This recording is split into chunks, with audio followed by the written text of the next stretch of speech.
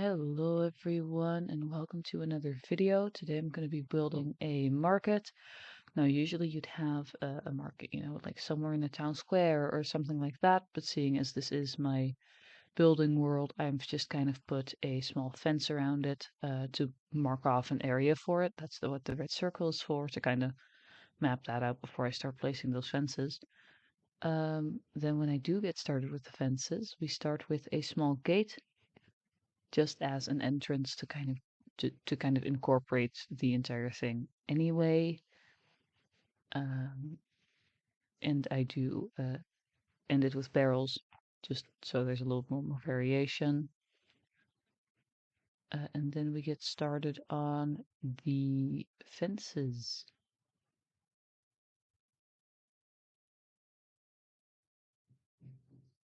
And that is a long circle. And after placing all of the fences, we're just immediately going to get started with the first stall. I wanted to kind of get an idea of how big that was going to be to after that get started with the path that's going to go all around them. Um, and I did want to make sure that there was enough space for every stall to be around that path. So we started with a big stall, make sure we have enough space.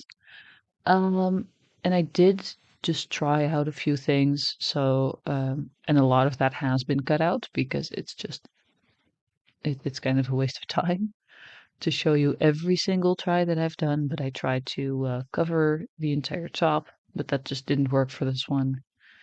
You'll see it returning in other pieces where it did work, but for this particular one, I just thought it didn't fit, so I removed it.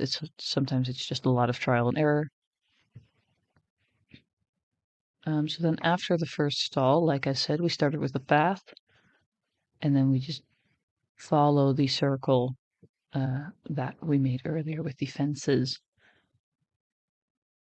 Um, and I'm doing this kind of like this isn't just a line. There are pieces deliberately left out that are still grass. We're going to come back later to this and texture it more with things like moss and rooted dirt, but we'll get back to that later.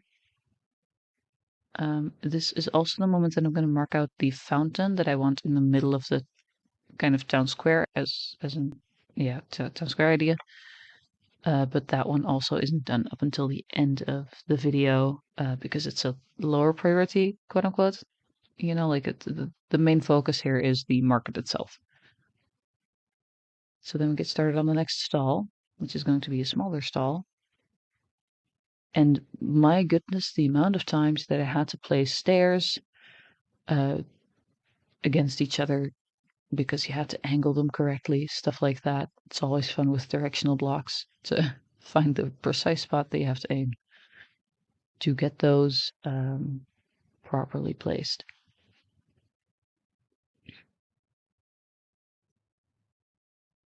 You can also see me placing white banners and white wool on everything. This is mostly because of the fact that that they act as placeholders for me to know what the shape is going to be like, and then I went back later to give every stall a theme. So you'll have one stand that I'm currently working on actually. That'll be the redstone stand and stuff like that, which just adds a little bit more of a context to it. It gives a little bit of world building. Like there's, this is what people get in the area and what they have to sell. For if you wanted to use this as like a storytelling purpose. It's also fun to consider what materials we're building with. So, for example, I'm mostly using spruce, but I'll also be using oak later on in this build. And the idea is then that these are the two woods that the people that built this market that are on this market are um, mostly working with. This is what they have within their reach to work with. So yeah, I quite like the just those small details can make a world feel a little bit more cohesive, in my opinion.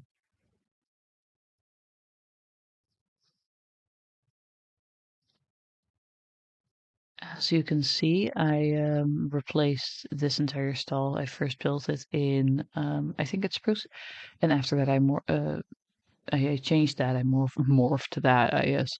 No, I changed it to oak wood because I wanted a little bit more variation as well. Um, just so it wasn't also all boring, or well, not boring, but the same monochrome.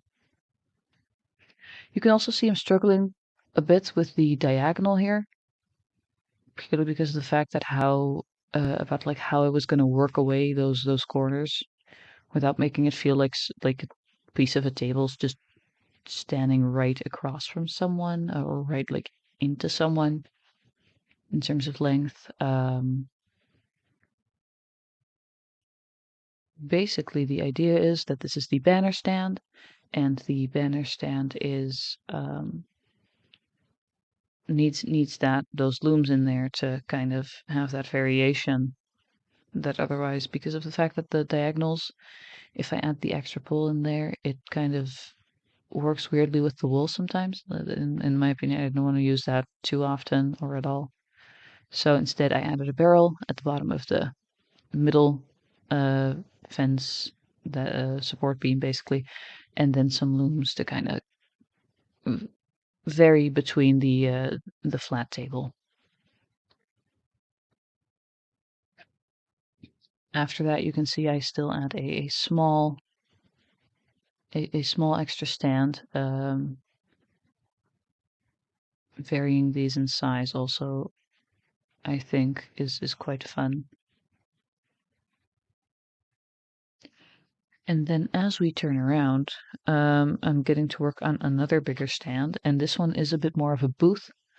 So that is where the overhead cover of wool will come back in, because it made more sense to have an entire block rather than just having it floating midair for no reason. So this one has support all the way around, and a, uh, a cover. Then you'll see me adding a ton of lanterns, really. I go back in later and remove a bunch of them because they were too extreme. They started feeling like clutter. There's a delicate balance there.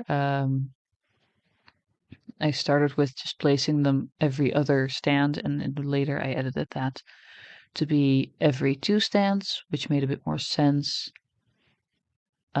with everything. With also the fact that I still had some stands that had lanterns on them, and just that there's no need for that much light, realistically speaking, or well, not realistically speaking, but like um, in the visual form. I'm not entirely sure how much of a level of a light, how much lanterns give in terms of light level. I'm not entirely sure. So that yeah, that was a thing. And then you'll see that I use the diagonal carpets here for this one. It just felt like I could, you know. This one had a slightly different style in the way that I built it. Was a bit more closed off, so it didn't feel bothering.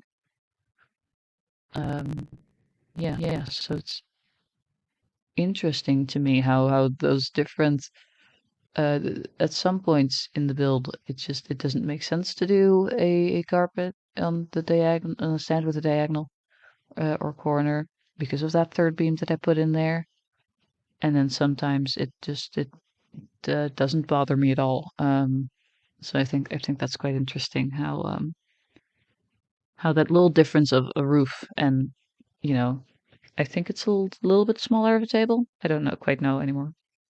I didn't count the amount of blocks in the last one. Um, I think it's interesting how that difference is there.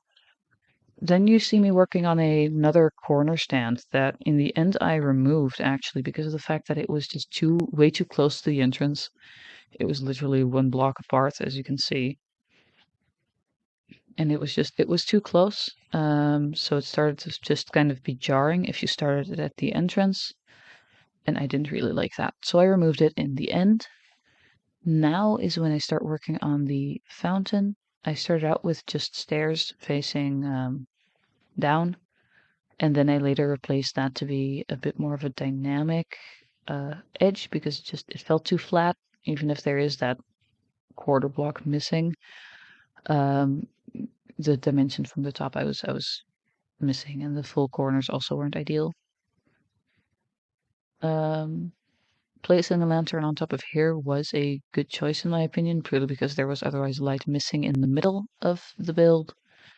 And you can also see that uh, in between the last clip and the start of building the fountain, I did remove those lanterns, like I said I would.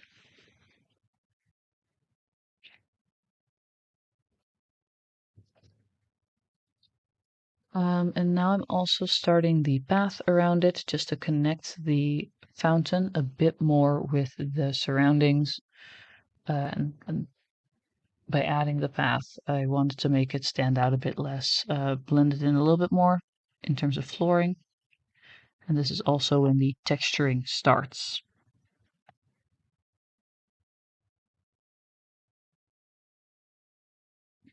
You'll see for the texturing that I am kind of starting out with changing a bit of the grass blocks to moss and changing a few dirt blocks to dirt stuff. I also tried using gravel for a bit and I later removed that because the gray wasn't really blending well with the browns and greens that I was only using up until that point.